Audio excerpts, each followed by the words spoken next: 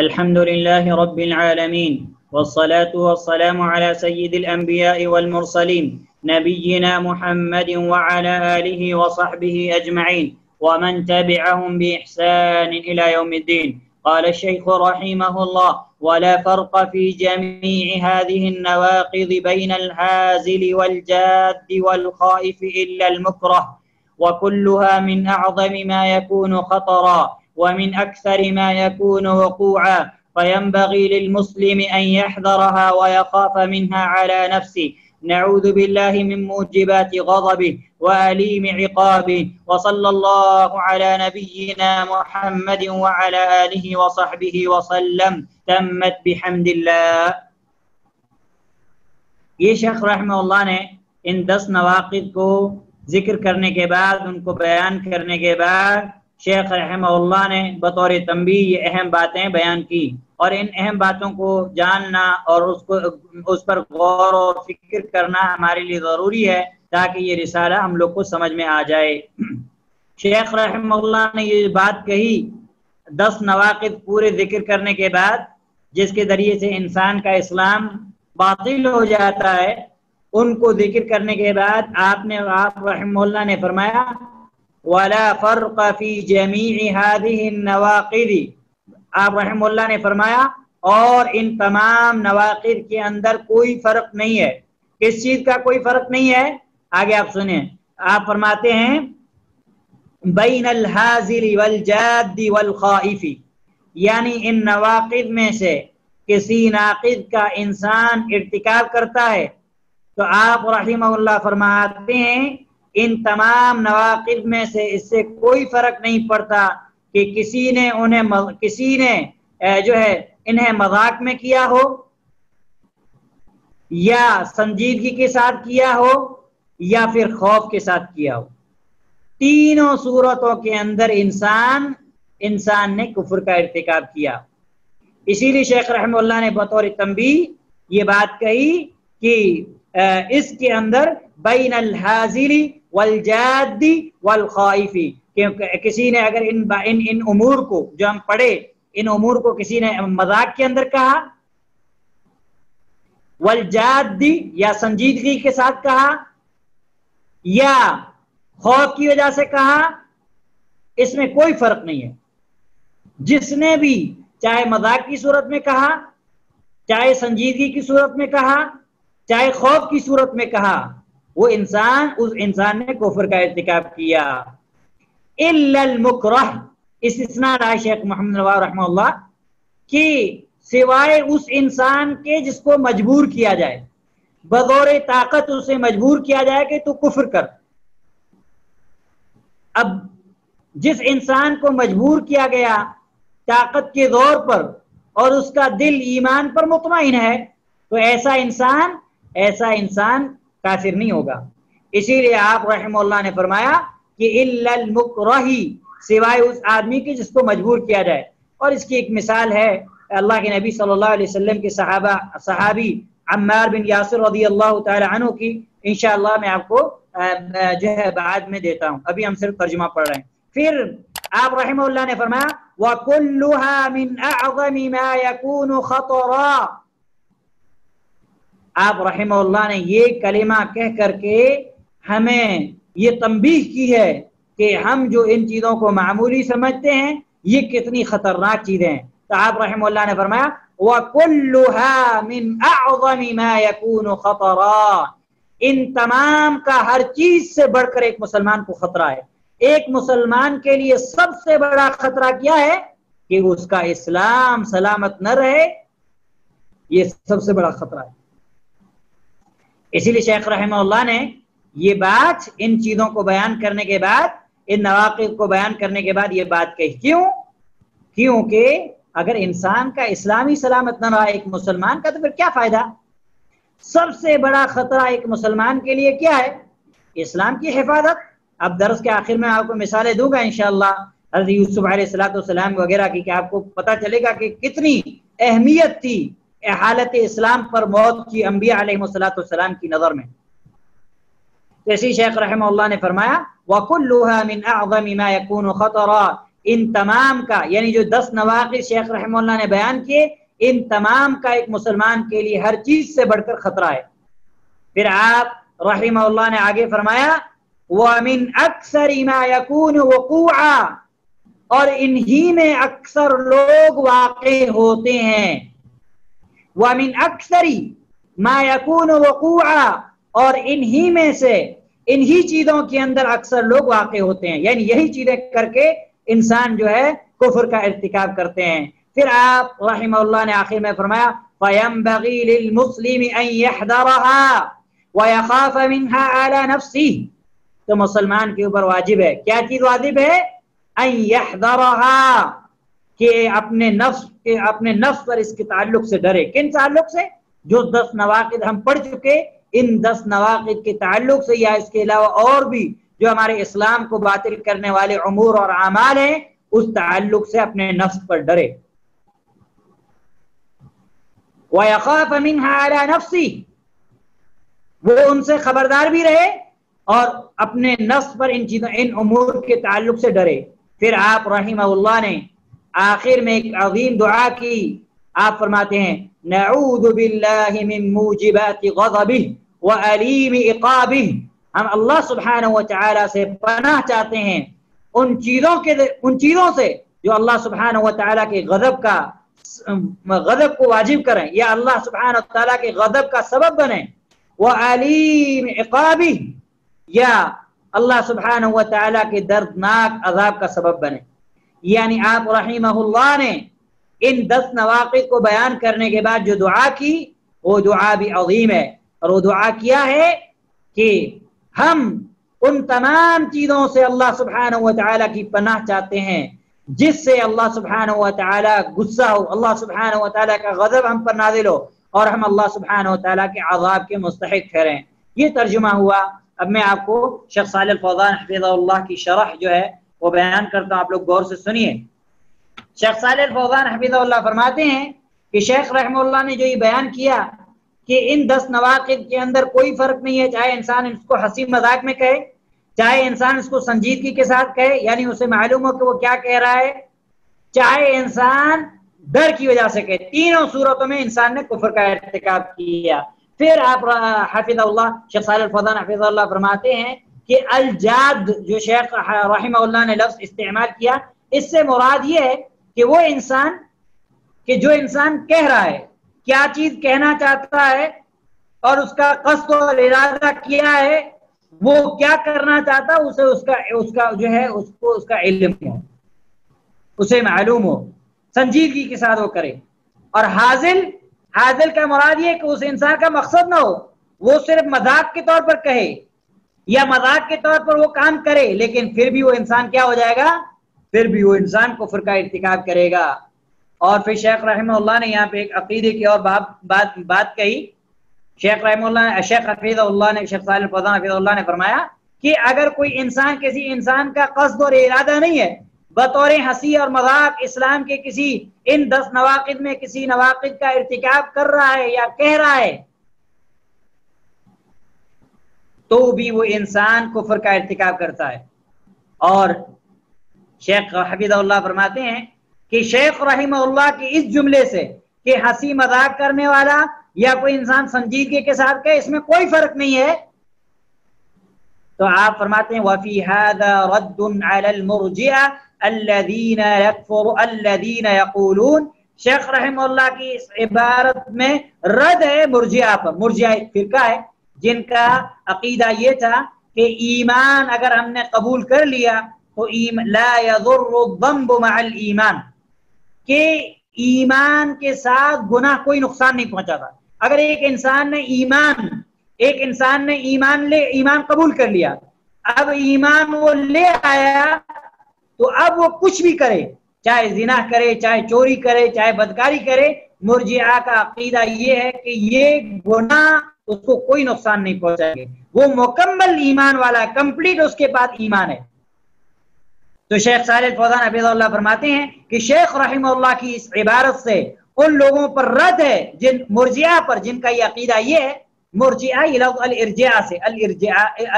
سے ہے، اور عقیدے کے جیسے معتزلہ ہے، قدریہ ہے، اشعریہ ہے، ماتریدیہ ہے، یہ سب جہمیہ ہے، یہ سب فرقے ہیں جو عقائد کے باب میں گمراہ ہوئے اسماء و صفات کے تعلق سے یا ایمان کے تعلق سے. جو مرجئہ ایک جو ہے فرقہ گزرا جس کا یہ عقیدہ تھا کہ اگر ہم نے ایمان قبول کر لیا تو ایمان کے بعد کوئی بھی گناہ نقصان نہیں پہنچاتا، چاہے کچھ بھی کرو ڈائریکٹ جنتی اور مکمل ایمان والے ہو. تو یہ اس شیخ رحمہ اللہ کے اس جملے سے مرجئہ پر رد ہے. اور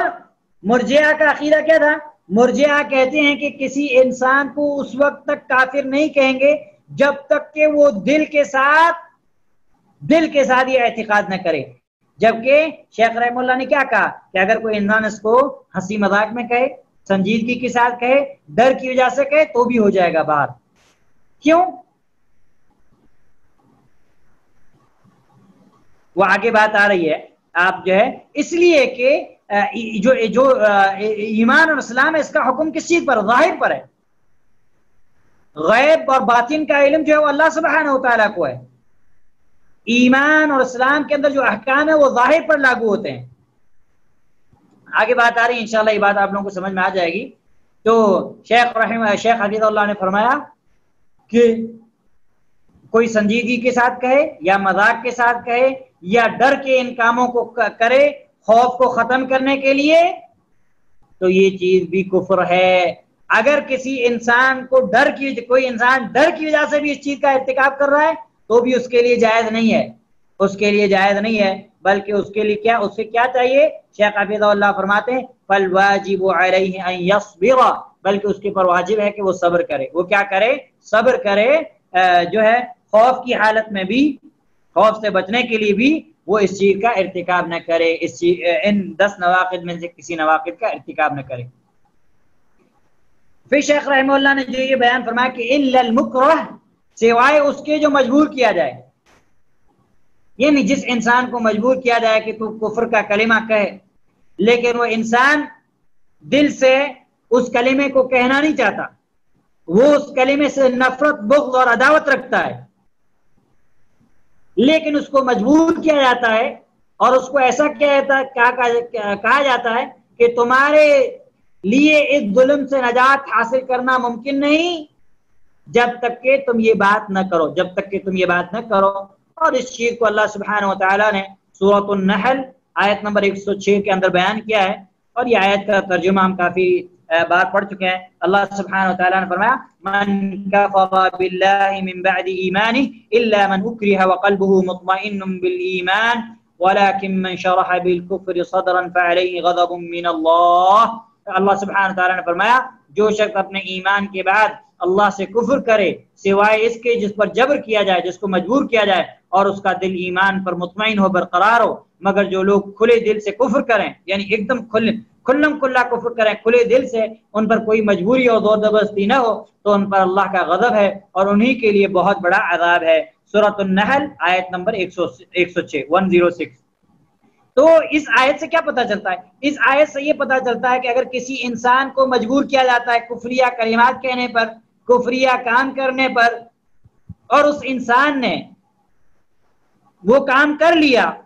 اور وہ دل کے اندر کفر سے بغض، عداوت، نفرت رکھتا ہے، ایمان ہی اس کو محبوب ہے، اس کا دل جو ہے وہ ایمان پر ہی مطمئن ہے، تو ایسا انسان کافر نہیں ہوگا. ایسا انسان کافر نہیں ہوگا. اس کی شرط کیا ہے؟ شرط یہ ہے کہ یہ صرف مجبوری کی صورت میں، لیکن اس انسان کا یہ عقیدہ نہیں ہونا چاہیے، اس انسان کا یہ عقیدہ نہیں ہونا چاہیے کہ وہ جو یہ کلمات کہہ رہا ہے وہ جائز ہیں، بلکہ اس انسان کا عقیدہ یہ ہے کہ میں جو یہ کلمہ کہہ رہا ہوں یہ کلمہ کفر ہے، لیکن مجبوری کی صورت میں کہہ رہا ہوں، مجھے یہ ناپسند ہے، میرا دل ایمان پر مطمئن ہے. جیسا کہ جو ہے ایک واقعہ آپ نے سنا ہوگا عمار بن یاسر رضی اللہ تعالی عنہ کا، اور اس واقعے کو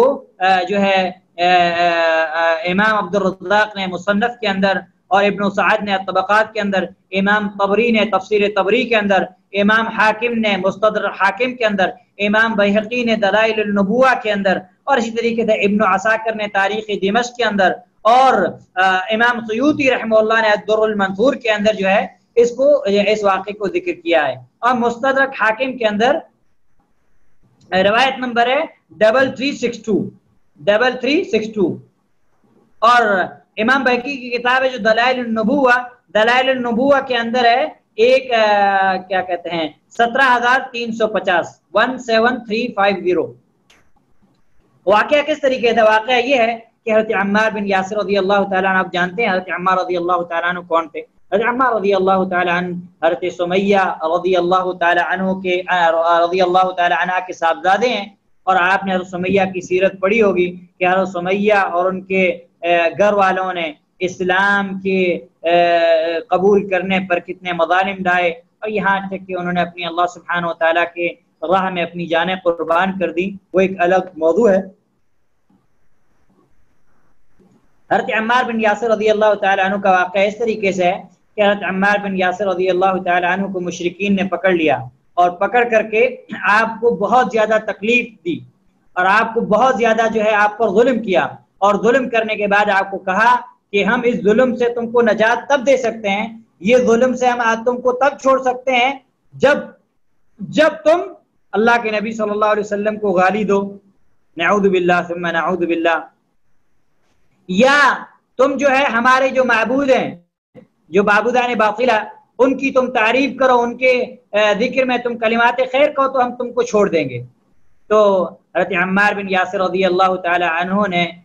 ان کی موافقت کی، انہوں نے جو ہے اللہ کے نبی صلی اللہ علیہ وسلم کو گالی بھی دی اور ان کے معبودوں کی تعریف بھی کی، حالانکہ ان کا دل اس چیز پر مطمئن نہیں تھا، ان کو مجبور کیا گیا طاقت کے ذریعے سے، زور کے ذریعے سے، تو انہوں نے صرف زبان سے یہ کلمات کہے لیکن ان کا دل جو ہے وہ ایمان پر مطمئن تھا، جیسا کہ یہ جو آیت میں نے آپ کو بتائی سورۃ النحل کی آیت نمبر 106، یہ حضرت عمار بن یاسر رضی اللہ تعالی عنہ کے تعلق سے ہی اتری ہے۔ تو پھر حضرت عمار بن یاسر رضی اللہ تعالی عنہ اللہ کے نبی صلی اللہ علیہ وسلم کے پاس آئے اور اپنے فعل پر نادم تھے، شرمسار تھے جو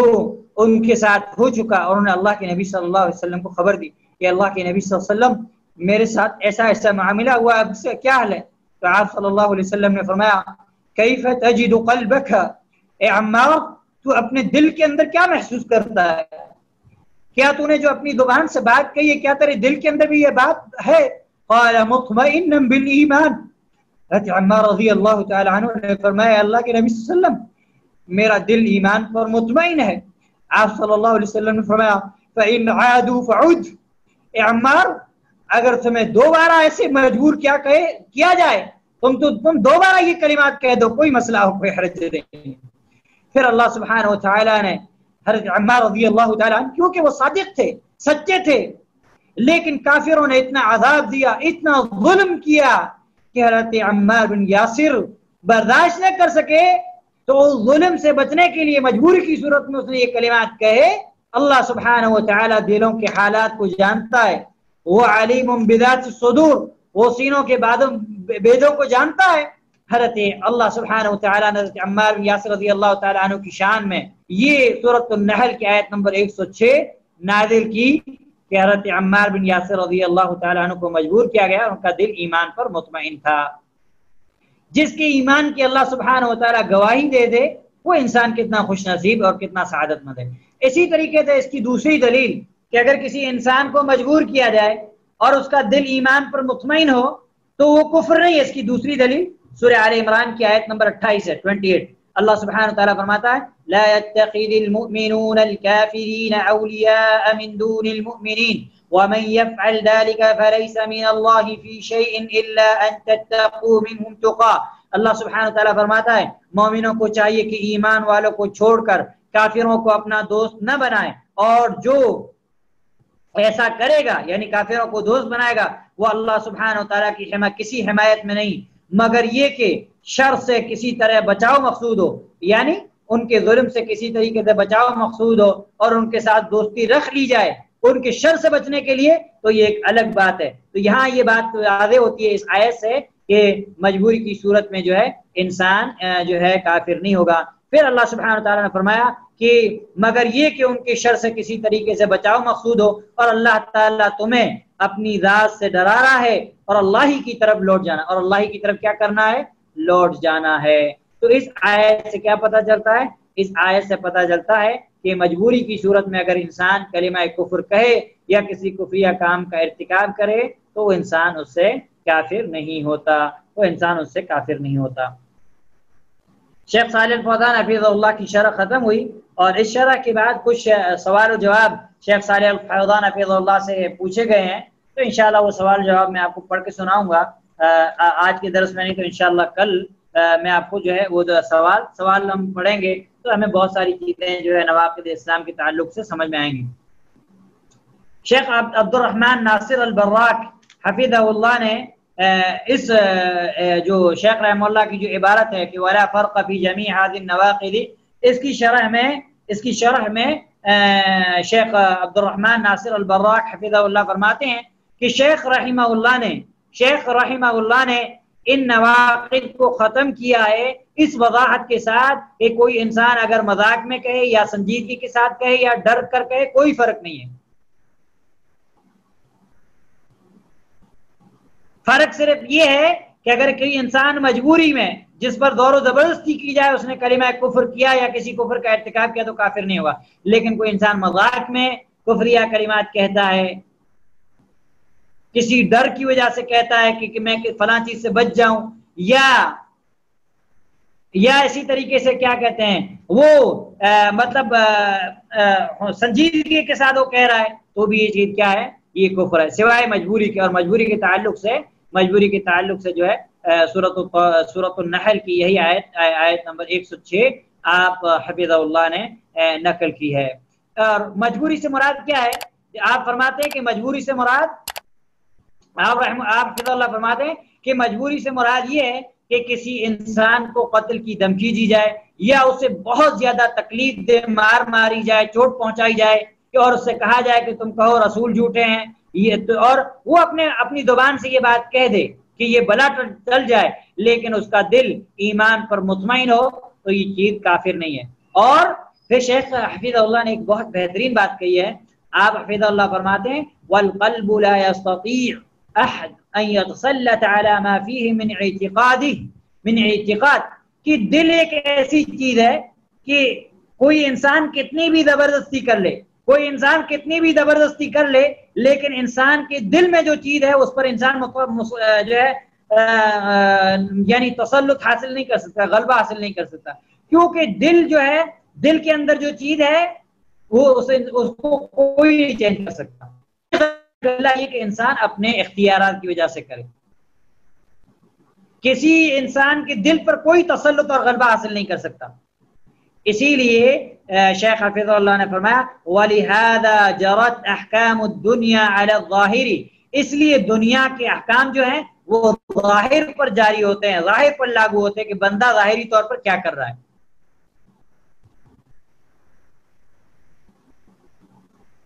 پھر آپ حفظہ اللہ نے فرمایا کہ ایک انسان مومن ہے، ایمان والا ہے، کفار کے درمیان رہ رہا ہے اور وہ اس چیز کی استطاعت نہیں رکھتا ہے کہ ان کے شر سے اپنے آپ کو بچا سکے، لیکن یعیش مؤمنا باللہ، لیکن وہ ان کے ساتھ اللہ سبحانہ تعالیٰ پر ایمان رکھ کے زندگی گزار رہا ہے، وَهُوَ فِي ظَاهِرِ كَافِرٌ، تو شیخ رحمہ اللہ نے فرمایا کہ وہ انسان ظاہری طور پر کیا ہے؟ ظاہری طور پر کافر ہے۔ لأنه في بعض بلاد الكفر لا يسمحون لأحد من المؤمنين بإظهار الإسلام، اس لیے کہ بعض ملکوں کے اندر کسی مسلمان کے لیے جائز نہیں ہے کہ وہ اپنے اسلام کو ظاہر کرے، کسی کے لیے جائز نہیں ہے کہ وہ اپنے اسلام کو ظاہر کرے، تو وہ لوگ کیا کرتے ہیں کہ دل سے مسلمان رہتے ہیں لیکن ان کے شر سے بچنے کے لیے اپنے ایمان اسلام کا جو ہے اظہار نہیں کرتے ہیں۔ تو شیخ رحمہ اللہ کیا کہتے ہیں، شیخ حفظہ اللہ نے فرمایا کہ وہ انسان دلی طور پر کیا ہے؟ دلی طور پر جو ہے وہ مؤمن ہے۔ تو یہ جو ہے اہم باتیں ہیں۔ اب یہاں ایک میں نے شیخ سعد بن صالح السحیمی کی شرح پڑھی، اور وہ شرح بھی اہم ہے، اس کی کچھ باتیں ہیں میں آپ کو انشاءاللہ بتاتا ہوں۔ شیخ عبد الرحمن الناصر البراک حفظ اللہ کی شرح کے بعد شیخ عبد الرحمن ناصر البراک اس جملے کے تعلق سے فرماتے ہیں کہ وَكُلُّهَا مِنْ أَعْظَمِ مَا يَكُونُ خَطَرًا وَمِنْ أَكْثَرِ مَا يَكُونُ وُقُوعًا، کہ سب سے بڑا خطرہ جو مسلمان کے لیے ہے وہ یہی ہے کہ ان چیزوں کے اندر واقع ہو جائے یا ان چیزوں میں سے کسی چیز کا ارتکاب کر لے۔ آپ رحمہ اللہ فرماتے ہیں کہ اگر ہم حالات پر غور کریں تو اکثر لوگ جو ہے اللہ سبحانہ وتعالیٰ کے ساتھ شرک کر رہے ہیں، جیسے قبروں کی پوجا کرنے والے، یا بہت سارے لوگ جادو میں مبتلا ہیں، یا بہت سارے لوگ اللہ سبحانہ وتعالیٰ کے احکام کا، شریعت کے احکام کا مذاق اڑا رہے ہیں، اللہ کی آیات کا، اللہ کے نبی صلی اللہ علیہ وسلم کے احادیث کا مذاق اڑا رہے ہیں، یا بہت سارے لوگ یہ ہیں جو اسلام سے اعراض کرتے ہیں حالانکہ وہ اسلام کی طرف منسوخ کرتے ہیں، اور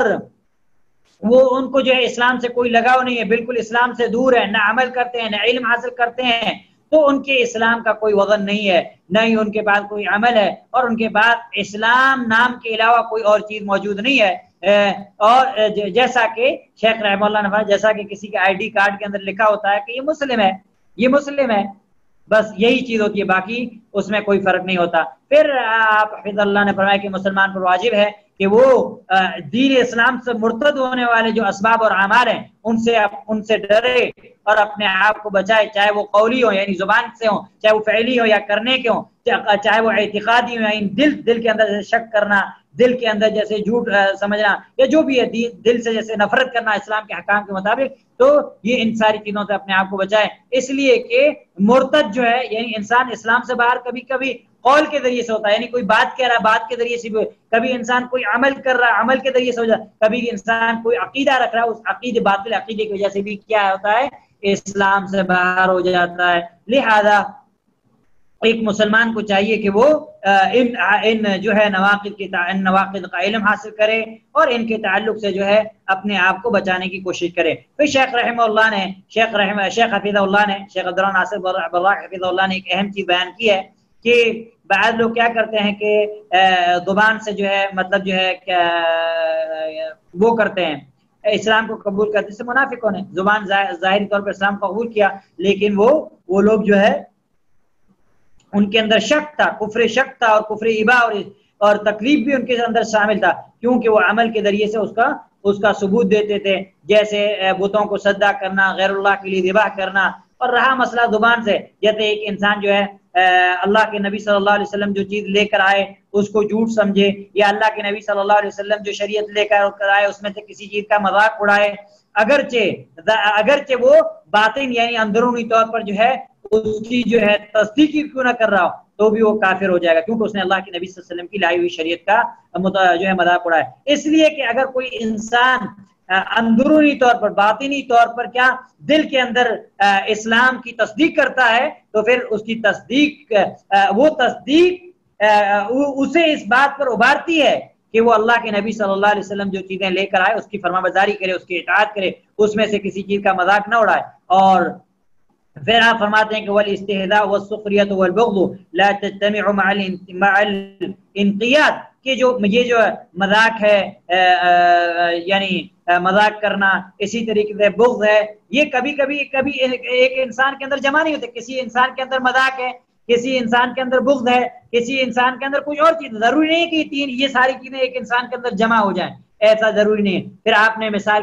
کے طور پر ابو طالب کا ذکر کیا کہ ابو طالب جو تھے وہ نبی صلی اللہ علیہ وسلم کے چچا، وہ دل سے یہ تصدیق کرتے تھے کہ اسلام سچا ہے، میرے بھتیجے سچے ہیں، لیکن اس نے جو ہے زبان سے کس چیز کا اظہار کیا؟ کفر کا،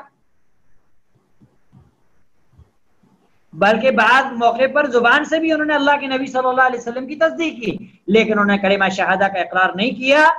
تو اس کی اس چیز نے کہ وہ ان چیزوں کو جاننے کے باوجود اپنے آبا و اجداد کے دین پر قائم تھے، تو اس کی اس چیز نے اس کو کوئی فائدہ نہیں دیا، اور وہ عبد المطلب کے دین پر مر، جیسا کہ صحیح بخاری کی حدیث ہے، آپ لوگ حدیث نوٹ کر لیں 1360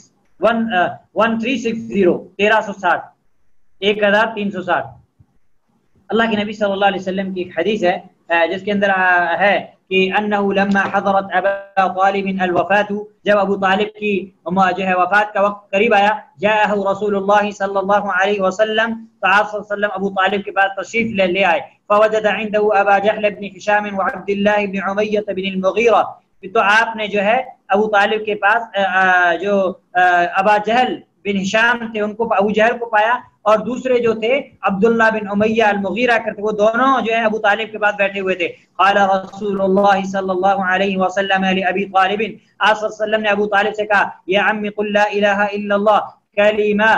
کلمتن، اے میرے چچا کلمہ لا الہ الا اللہ کہہ دو، اشہد لک بها عند اللہ، میں اس کلمے کے تعلق سے اللہ سبحانہ وتعالی کے یہاں تمہاری گواہی دوں گا۔ فقال ابو جہل، تو ابو جہل اور عبداللہ بن امیہ نے کہا کہ یا ابا طالب اترغب عن ملت عبد المطلب، اے ابو طالب کیا تم اپنے باپ کے دین سے پھر جاؤ گے؟ فلم يزل رسول اللہ صلی اللہ علیہ وسلم يعرضها علیہ ويعودان بتلك المقالہ، برابر اللہ کے نبی صلی اللہ علیہ وسلم ابو طالب کو یہ بات کہتے رہے کہ میرے چچا یہ کلمہ کہہ دو، اور برابر ابو جہل اور عبداللہ بن امیہ المغیرہ ابو طالب کو کہہ رہے تھے کہ اترغب عن ملت عبد المطلب، کیا تم اپنے باپ کے دین سے جو ہے پھر جاؤ گے؟ یہاں تک کہ قال حتی قال ابو طالب،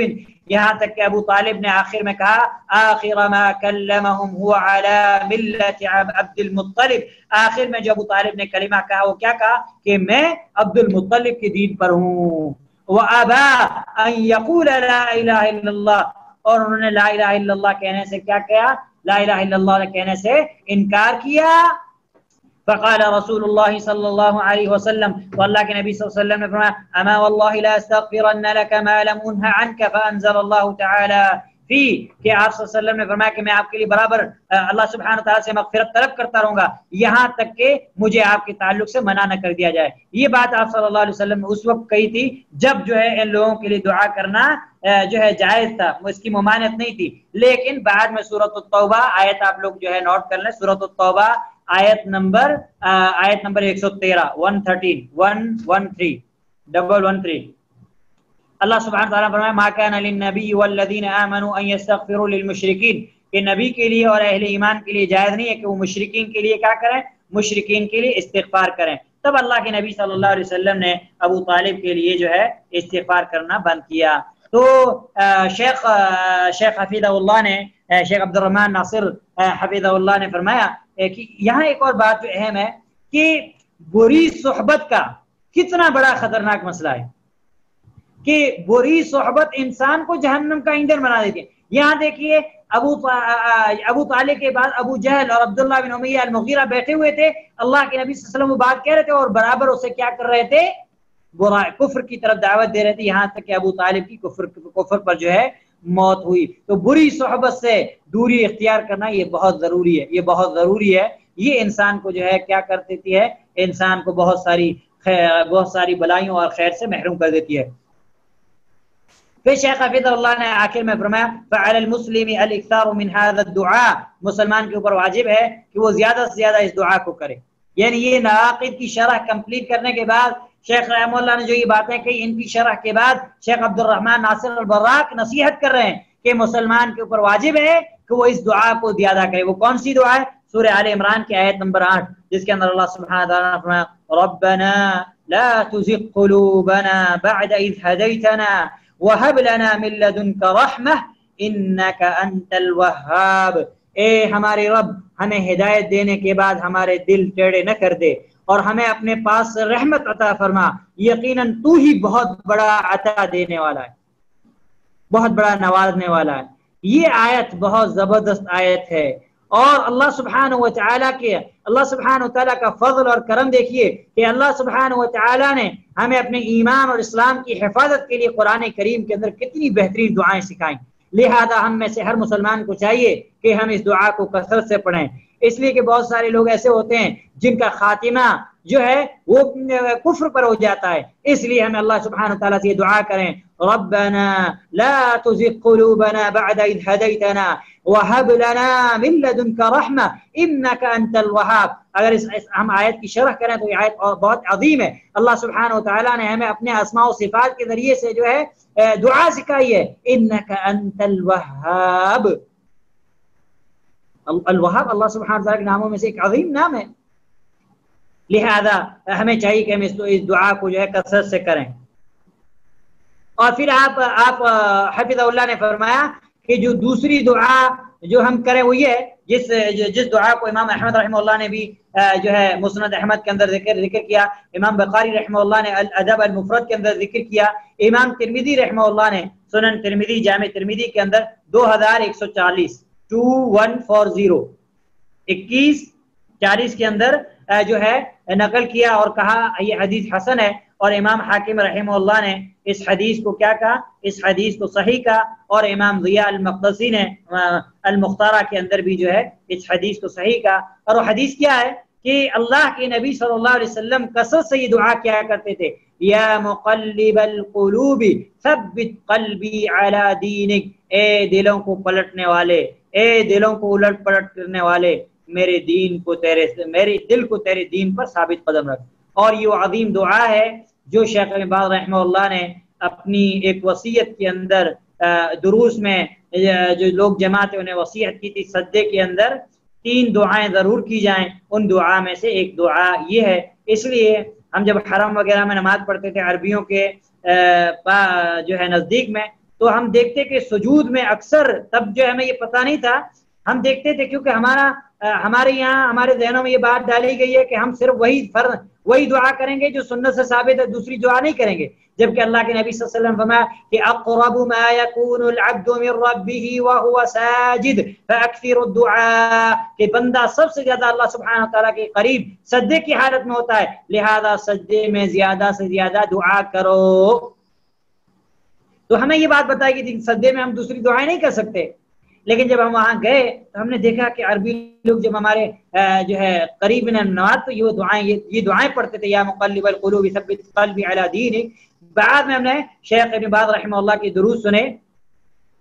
شیخ ابن باز رحمہ اللہ کا درس سنا، تو شیخ ابن باز رحمہ اللہ نے سجدے کے اندر 3 دعاؤں کی نصیحت کی، وصیت کی، ان میں سے ایک دعا یا مقلب القلوب ثبت قلبی علی دینک، اور دوسری دعا اللہم انی اسألک حسن الخاتمہ، اے اللہ میں تجھ سے بہترین خاتمے کی دعا مانگتا ہوں، اور تیسری تھی اللہم انی اسألک توبۃ نصوحۃ قبل الموت، اے اللہ میں موت سے پہلے سچی توبہ اور خالص توبہ تجھ سے طلب کرتا ہوں۔ تو یہ 3 دعائیں ہمیں جو ہے کرنی چاہیے۔ پھر شیخ حفیظ اللہ نے فرمایا کہ ایک مسلمان اور مومن کو یہ چاہیے کہ وہ اللہ سبحانہ و تعالی سے ثبات طلب کرے۔ کس چیز پر ثبات؟ دین پر، ایمان پر، توحید پر ثبات قدمی طلب کرے، اور حسن خاتمہ اللہ سبحانہ تعالیٰ سے طلب کرے۔ اور یہ انبیاء علیہ السلام کی دعاؤں میں سے، انبیاء علیہ السلام کی شان میں سے، اللہ اکبر، اللہ کے ایک عظیم نبی جس نبی کی سیرت اللہ اکبر، جس نبی کی سیرت اگر ہم پڑھیں تو ہم جو ہے ہم مجبور ہو جائیں کہ یہ عظیم رسول کتنا جو ہے تقوی کا پہاڑ تھا، کس طریقے انہوں نے گناہ کو جو ہے گناہ سے اپنے آپ کو بچایا، اور گناہ کے مقابلے میں جبکہ ایک لذت والی چیز ہے اس کے مقابلے میں قید کو پسند کیا، اور کہا تم جس گناہ کی طرف مجھے دعوت دے رہے ہو اس گناہ سے زیادہ مجھے قید پسند ہے۔ سیدنا یوسف علیہ السلام، حضرت یوسف علیہ السلام کے تعلق سے سورہ یوسف آیت نمبر 101 اللہ سبحانہ وتعالی فرماتا ہے کہ اللہ سبحانہ وتعالی فرمایا کہ ربی قد آتیتنی من الملک وعلمتنی من تعبیل الاحادیث فاطر السماوات والارض توفنی مسلما والحقنی بالصالحین۔ حضرت یوسف علیہ السلام نے کہا اے میرے رب، تو نے مجھے ملک عطا فرمایا، یعنی بادشاہت عطا فرمائی، اور تو نے مجھے خواب کی تعبیر سکھلائی، کیونکہ حضرت یوسف علیہ السلام خواب کی تعبیر کے ماہر تھے، جیسا کہ سورہ یوسف کے اندر ہی 2 خواب بیان کیے گئے ہیں۔ اے آسمان و زمین کے پیدا کرنے والے، انت ولی فی الدنیا والآخرہ، تو دنیا اور آخرت میں میرا ولی یعنی میرا دوست اور میرا کارساز ہے۔ پھر آپ نے فرمایا توفنی مسلما، اے اللہ مجھے اسلام کی حالت میں موت نصیب فرما، والحقنی بالصالحین، اے اللہ مجھے نیک لوگوں میں ملا دے۔ اللہ اکبر، وقت کا نبی، وقت کا عظیم رسول اللہ سبحانہ وتعالی سے کیا دعا کر رہا ہے؟ پہلے تو اللہ نے جو نعمتیں دی اس نعمت کا شکر ادا کر رہا ہے، اور آج مجھے اور آپ کو اللہ نے کتنی نعمتیں دی ہیں، بے شمار نعمتیں، لباس، کھانا پینا، شکل و صورت، اچھے ماں باپ، اچھی تعلیم، اچھی پڑھائی، علم، سمجھ، سوجھ بوجھ، ہمارے جسم کے اعضاء، اللہ سبحانہ وتعالیٰ نے ہمیں اتنی نعمتیں دی، ان نعمتوں کے باوجود ہم اللہ سبحانہ وتعالیٰ کا کتنا شکر ادا کرتے ہیں، جبکہ انبیاء علیہ السلام جو نعمت ملتی تھی اس پر اللہ کا شکر ادا کرتے تھے۔ تو حضرت یوسف علیہ السلام نے کہا کہ جو تو نے مجھے ملک عطا فرمایا اور تو نے مجھے خواب کی تعبیر سکھلائی، اے آسمان و زمین کے پیدا کرنے والے، تو ہی دنیا اور آخرت میں میرا ولی اور کارساز ہے۔ پھر کہا ربی توفنی مسلما، اے اللہ مجھے اسلام کی حالت میں موت نصیب فرما، والحقنی بالصالحین، اور مجھے نیک لوگوں میں ملا دے۔ اللہ اکبر! ایک وقت کے نبی سے بڑھ کر اور نیک کون ہو سکتا ہے؟ لیکن پھر بھی وقت کا نبی یہ دعا کر رہا ہے کہ اللہ مجھے نیک لوگوں میں شامل کر دے۔ اور یہی حضرت یوسف علیہ السلام کی دعا کا معنی ہے کہ ہم اللہ سبحانہ وتعالیٰ سے حسن خاتمہ طلب کریں، جیسا کہ اللہ کے نبی صلی اللہ علیہ وسلم کی حدیث ہے جس کو امام بخاری رحمہ اللہ نے 6607 پہ نقل کیا ہے۔ لمبی حدیث ہے جس کے آخر میں آپ صلی اللہ علیہ وسلم نے فرمایا کہ انما الاعمال بالخواتیم، کہ اعمال کا دار و مدار کس پہ ہے؟ خاتمے پر ہے۔ لہذا ہمیں کوشش کرنی چاہیے کہ ہمارا خاتمہ بہتر ہو، اور ہم اللہ سبحانہ و تعالیٰ سے یہ دعا، شیخ حافظ اللہ نے فرمایا کہ ہم اللہ سبحانہ و تعالیٰ سے یہ دعا کرتے ہیں کہ اللہ سبحانہ و تعالیٰ ہمارے دلوں کو کجروی سے، ٹیڑھے پن سے بچائے، اور ہم اللہ سبحانہ و تعالیٰ سے دعا کرتے ہیں کہ اللہ سبحانہ و تعالیٰ ہمیں حسن خاتمہ نصیب فرمائے، اور درود و سلام نازل ہوں اللہ کے بندے اور اس کے رسول محمد صلی اللہ علیہ وسلم پر۔ اور شیخ رحمہ اللہ نے بھی اس رسالے کو ختم کرتے وقت یہی دعا کی کہ نعوذ باللہ من موجبات غضبہ وعلیم عقابہ وصلی اللہ علی خیر خلقہ محمد وعلی آلہ وصحبہ وسلم، کہ ہم اللہ سبحانہ و تعالیٰ سے پناہ چاہتے ہیں ان چیزوں سے جو اللہ سبحانہ و تعالیٰ کی غضب یا اللہ سبحانہ و تعالیٰ کے عذاب کو واجب کریں، اور ہم اللہ سبحانہ و تعالیٰ کے درود و سلام نازل ہوں اللہ سبحانہ و تعالیٰ کی سب سے بہترین مخلوق محمد صلی اللہ علیہ وسلم، آپ کی اولاد، آپ کے اصحاب پر، صلی اللہ علیہ وسلم وبارک علی نبینا محمد وعلی آلہ وصحبہ اجمعین ومن تبعهم بإحسان إلى يوم الدین۔ الحمدللہ ثم الحمدللہ، اللہ سبحانہ و تعالیٰ کی توفیق سے اللهم لك الحمد كما ينبغي لجلال وجهك وعظيم سلطانك، اللهم لك الحمد حمدا كثيرا طیبا مبارکا فی کما یحب ربنا ویرضا۔ اے اللہ اس رسالے کو ختم کرنے کے بعد ہم تیرا شکر ادا کرتے ہیں کہ اللہ تو نے ہمیں اس رسالے کو پڑھنے کی توفیق نصیب فرمائی، اور اللہ تو نے ہمیں یہ سعادت نصیب فرمائی، ہم تیرا شکر ادا کرتے ہیں۔ اے اللہ تو ہمیں اسی طریقے سے سعادت نصیب فرما، اور ایسے ہی ہمیں تیرے دین کا علم حاصل کرنے کی توفیق نصیب فرما۔ میرے بھائیو، اللہ کی قسم اس رسالے کو ختم کرنے کے بعد جو میرے اندر ایک کیفیت ہے خوشی کی، اللہ سبحانہ و تعالیٰ کے شکر کو بجا لانے کی، وہ میں الفاظ کے اندر بیان نہیں کر سکتا۔ اور میں اللہ سبحانہ و تعالیٰ کی اس نعمت پر میں یہ میرا جو ہے ارادہ ہوتا ہے کہ میں خوب رہوں، اللہ سبحانہ و تعالیٰ کا شکر ادا کروں کہ اللہ سبحانہ و تعالیٰ نے ہمیں اس نعمت سے نوازا۔ اللہ کی قسم دنیا میں اس سے بڑھ کر اور کوئی نعمت نہیں ہے، علم سے بڑھ کر کوئی اور نعمت نہیں ہے۔ جو انسان علم سے محروم ہو گیا وہ ہر خیر سے محروم ہو گیا۔ اس لیے اللہ سبحانہ و تعالیٰ سے آپ لوگ یہ دعا کیا کریں کہ اللہ سبحانہ و تعالیٰ ہمیں کبھی بھی علم سے محروم نہ کرے، کیونکہ علم ہی تو سب کچھ ہے۔ علم سے ہی اللہ کی معرفت حاصل ہوتی ہے، علم سے ہی رسول کی معرفت حاصل ہوتی ہے، علم سے ہی بندہ دین کو پہچانتا ہے، صحیح اور سقیم کو پہچانتا ہے۔ لہذا ہم اللہ سبحانہ و تعالیٰ کا بے پناہ شکر ادا کرتے ہیں۔ اے اللہ ہم نے جو پڑھا اس پر عمل کرنے کی توفیق نصیب فرما۔ اے اللہ جو ہم نے پڑھا اور پڑھایا ہمیں ہمارے اس پڑھنے اور پڑھانے کے اندر اخلاص نصیب فرما۔ اے اللہ ہمیں ریاکاری اور شہرت سے محفوظ فرما۔ اے اللہ جس طریقے سے ہم نے اس رسالے کو جو ہے شوق کے ساتھ، رغبت کے ساتھ ختم کیا ہے، اے اللہ سبحانہ و تعالیٰ جو دیگر کتابیں اس کے بعد ہم پڑھیں گے، اللہ سبحانہ و تعالیٰ ان کتابوں کے پڑھنے کے وقت بھی جو ہے ہمیں یہی جذبہ نصیب فرما۔ لاک ڈاؤن کے بعد بھی ہمارے علم کے اندر یہی رغبت پیدا فرما، اور ہمارے دلوں کے اندر علم کی یہی محبت، مٹھاس، حلاوت اور چاشنی تو بھر دے۔ اے اللہ سبحانہ و تعالی ہم نے جو پڑھا تیری رضا کے لیے پڑھا، اللہ تو ہم سے قبول فرما۔ اے اللہ جو بھی اس مجلس کے اندر شریک ہوئے، اللہ سب پر تو رحمت فرما۔ اے اللہ سب کے صغیرہ اور کبیرہ گناہوں کو معاف فرما۔ اے اللہ ہم سے دن کے اجالے میں یا رات کی تاریکی میں جو بھی غلطیاں ہوئی چاہے وہ صغیرہ ہوں یا کبیرہ، اے اللہ تو معاف فرما، اے اللہ تو معاف فرمانے والا ہے، اے اللہ تو خیر الغافرین ہے، اے اللہ تو خیر الراحمین ہے، اے اللہ سبحانہ وتعالی ہم پر رحم فرما، اے اللہ سبحانہ وتعالی ہمیں مغفرت فرما، اے اللہ ہم تیری رحمت اور تیری مغفرت کے محتاج ہیں، اے اللہ انسان ہونے کے ناطے ہم سے غلطیاں سرزد ہوتی ہیں، جان بوجھ کر بھی اور انجانے میں بھی، اے اللہ سبحانہ وتعالی تو ہمیں معاف فرما۔ ربنا ولا تحمل علينا إصرا كما حملته على الذين من قبلنا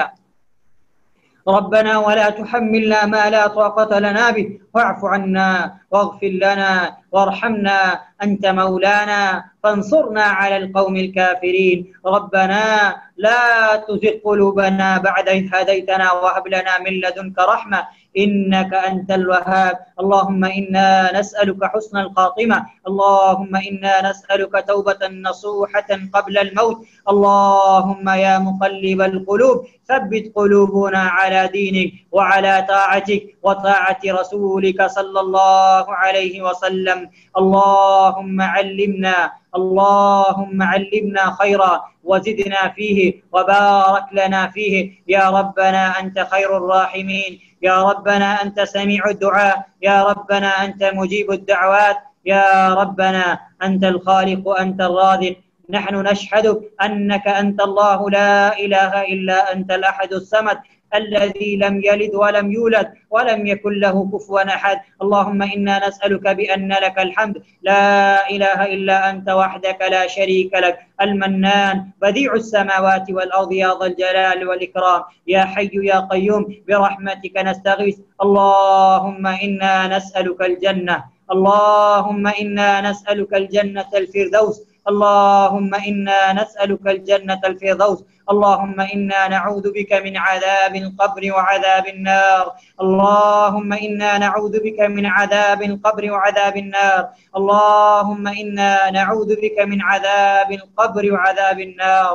يا ربنا أنت خير الراحمين أنت خير الغافرين فاغفر لنا وارحمنا أنت مجيب الدعوات أنت سميع الدعوات ربنا تقبل منا إنك أنت السميع العليم وتب علينا إنك أنت التواب الرحيم وصلى الله على خير خلقه محمد وعلى آله وصحبه أجمعين ومن تبعهم بإحسان إلى يوم الدين.